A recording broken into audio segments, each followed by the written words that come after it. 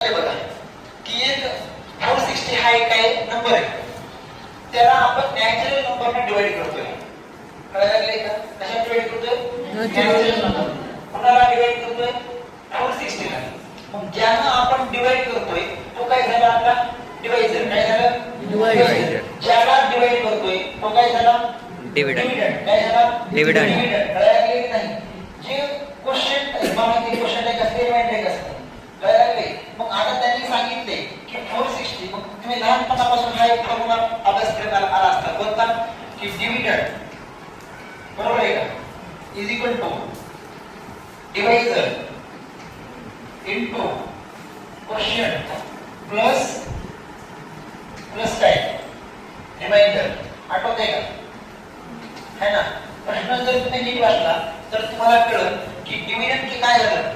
460. काय झालं? डिवाइड कोणाला करतोय आपण? 460 ला. मग हा झाला 460. काय अडचण? आता डिवाइजर समजा आपण एक नॅचरल नंबर कोणताही घेतला n मानलं. काय मानलं? मग डिवाइजर आपण काय मानलं?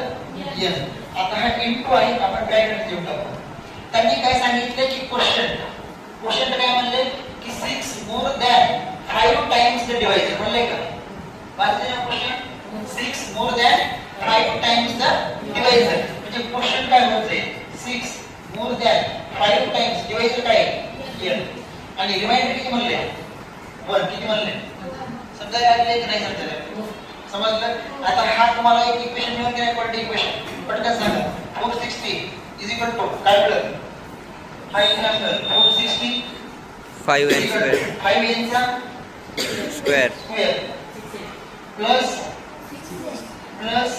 1.